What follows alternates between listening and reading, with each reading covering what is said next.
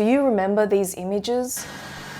People running after a moving plane, others desperately trying to climb onto it, some even clinging to the side as it began to take off.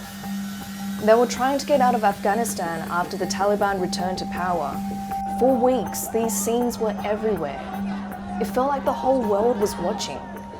But that was 5 years ago, and since then, it seems like Afghanistan has almost disappeared from the headlines.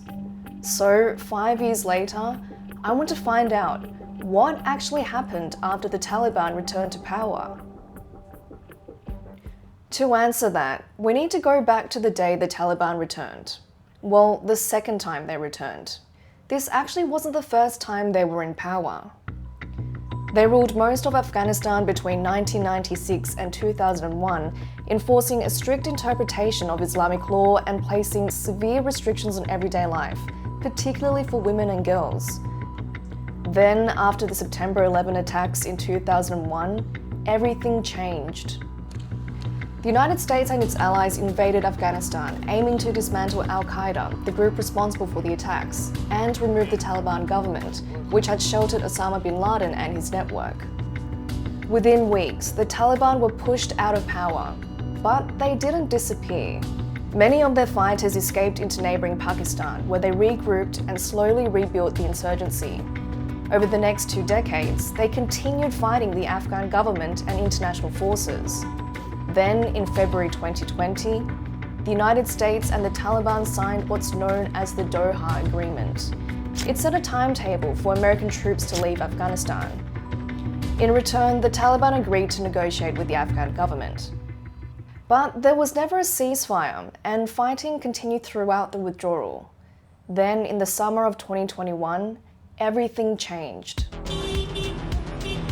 As the US completed its withdrawal, the Taliban launched a rapid offensive across the country, capturing provincial capitals one after another. Within days, they reached Kabul. The Afghan government collapsed. President Ashraf Ghani fled the country. And after 20 years, the Taliban were back in power. But what happened next is probably the part most of us remember most, that desperate rush to Kabul airport.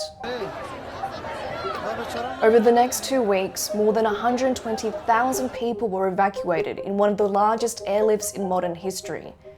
By the end of August, the last US troops had left Afghanistan, ending America's longest war. And once those planes left Kabul, the world moved on. But inside Afghanistan, a new chapter was beginning. With the Taliban back in power, there was only one question on everyone's mind. Had they changed?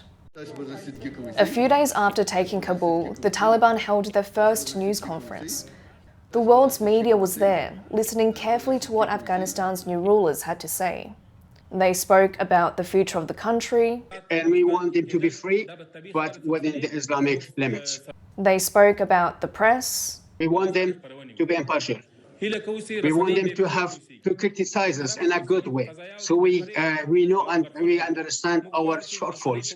They spoke about the economy. The economic situation will also improve.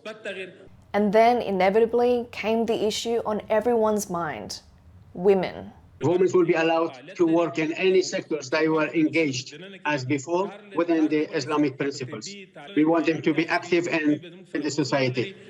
After Taliban spokesperson Zabihullah Mujahid finished his opening remarks, journalists were invited to ask questions. The very first question even came from a female journalist.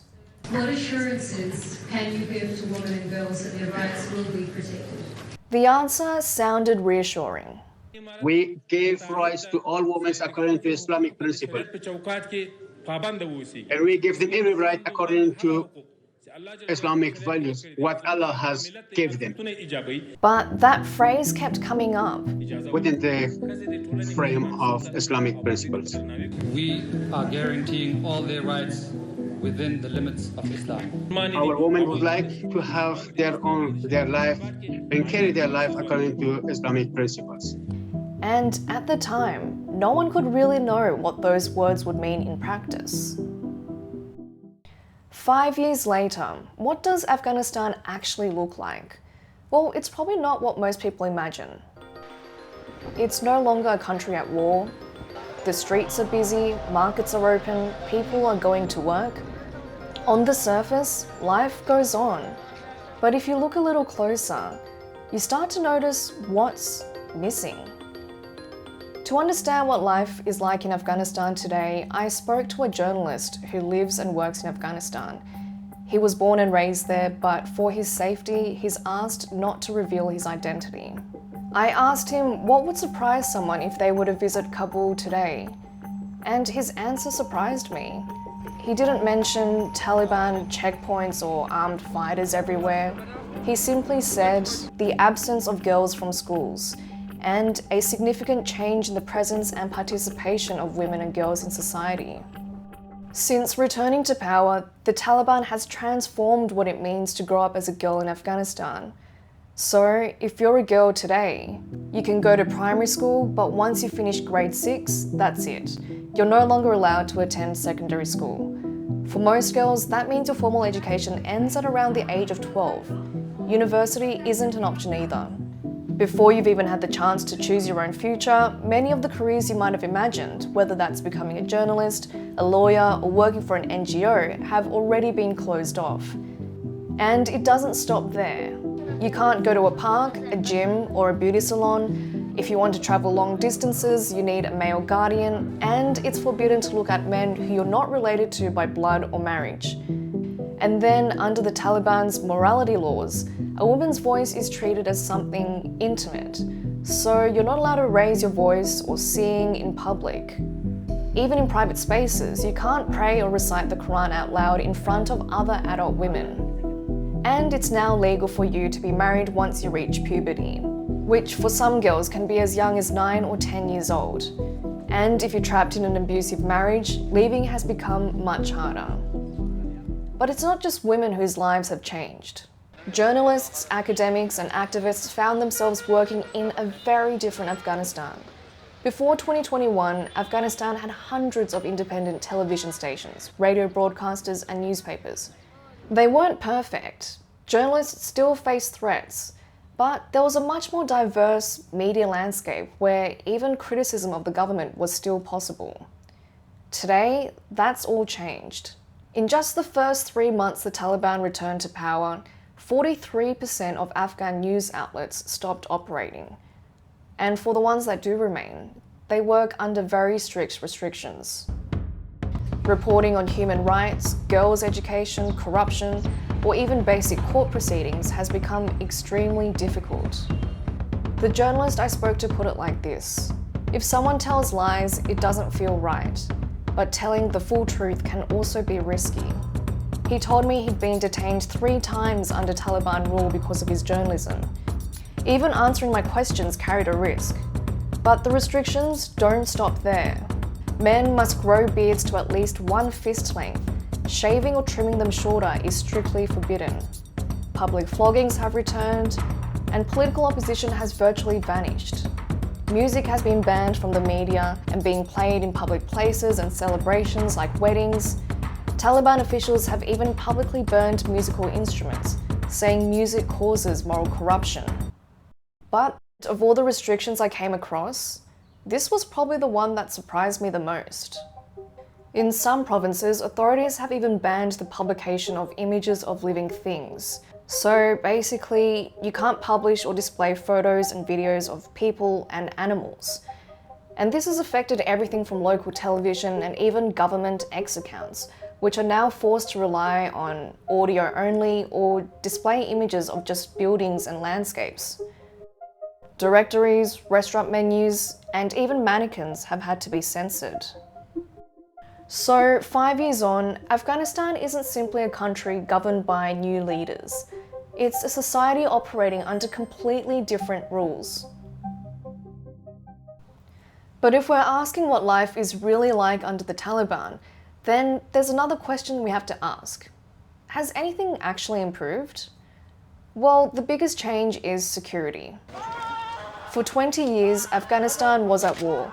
Bombings, airstrikes, suicide attacks. Some years it was the deadliest conflict anywhere in the world. When the Taliban took power, that war largely came to an end. Large parts of the country became far safer to travel through, roadblocks disappeared, families could visit relatives they hadn't seen for years, and aid workers could finally reach villages that had been cut off by fighting. That improved security also meant roads, tunnels, and other infrastructure could actually be repaired instead of constantly being destroyed. Projects that had stalled during the war restarted. The Taliban completed dams, repaired highways, and continued work on major projects like the Kush-Tepa Canal and transport links towards China. The Taliban also cracked down on something the previous government was infamous for: corruption. Under the former government, billions of dollars in foreign aid disappeared through bribery and patronage. The Taliban centralized tax collection, dismantled many unofficial checkpoints, and dramatically reduced everyday bribery. Business owners say corruption hasn't disappeared, but it's nowhere near the level it once was. And then there's drugs. Afghanistan used to produce around 80 to 90% of the world's illicit opium. In 2022, the Taliban banned poppy cultivation. According to the UN, opium production fell by around 95%, one of the most dramatic reductions ever recorded. But there was a catch. Millions of farmers depended on that crop to survive. For many families, losing opium also meant losing their income. Afghanistan today is, in many ways, safer and more stable than it was 5 years ago. But if life became more stable, why did the Taliban become even more restrictive? When the Taliban returned to power in 2021, some people thought they'd changed. They called it Taliban 2.0. After all, they were promising amnesty, talking to foreign governments, and saying women would have rights and promised the media would be free to operate. That never really happened. And to understand why, we need to understand how the Taliban sees the world. The Taliban isn't just a political movement. It's a Sunni Islamist movement made up largely of Afghanistan's largest ethnic group, the Pashtuns. Its leadership believes society should be governed according to its interpretation of Islamic law, otherwise within the Islamic limits. And from their perspective, many of these restrictions aren't new at all. They're restoring what they believe Afghanistan should have looked like all along. One of the first things they did after returning to power was replace the Ministry of Women's Affairs with something called the Ministry for the Propagation of Virtue and the Prevention of Vice. Many of the decrees we've just talked about have come from that ministry, and they say the elimination of vice involves prohibiting people from doing things forbidden by Islamic law. Take the ban on images of living things. The Quran itself doesn't explicitly ban photographs or video. Instead, Taliban officials point to certain hadiths, which are accounts describing the words and actions of the Prophet Muhammad. And some interpretations warn against creating images of living beings because they could encourage idolatry or imitate God's creation. But those texts have been debated by Islamic scholars for centuries, and many Muslims don't interpret the world this way. The Taliban has just chosen one of the most restrictive interpretations. An Afghan tour guide who spoke anonymously to Radio Free Europe, where these photos are from, gave another explanation which I found very interesting. He said the Taliban spent 20 years in the deserts or in the mountains. Of course, when you're coming from the desert after 20 years to the city, seeing 15-story buildings or Western-style toilets, you get surprised. He believes decades spent fighting an insurgency left many Taliban leaders isolated from the way Afghanistan's cities had changed. He said because they were not in the city, their minds are more conservative. And the same pattern appears in education, women's rights, music, public life. Again and again, the Taliban has chosen the most conservative interpretation available. But ideology isn't everything. Power matters too. Although the Taliban often appears as a single movement from the outside, it isn't completely united.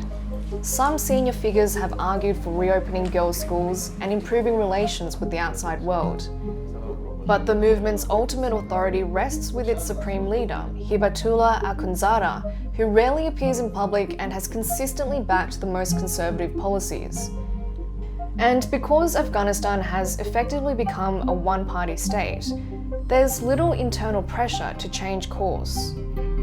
No elections, no political opposition, no independent institutions capable of challenging those decisions. International pressure also had its limits. Many governments hoped the Taliban might moderate in exchange for greater legitimacy and engagement with the outside world. But despite years of diplomatic pressure over women's rights, the restrictions continued, and in many cases became even tighter.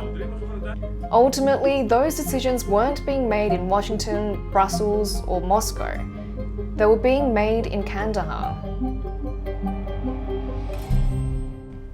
5 years ago, the world watched the Taliban return to power in Afghanistan, but what happened afterwards received only a fraction of that attention.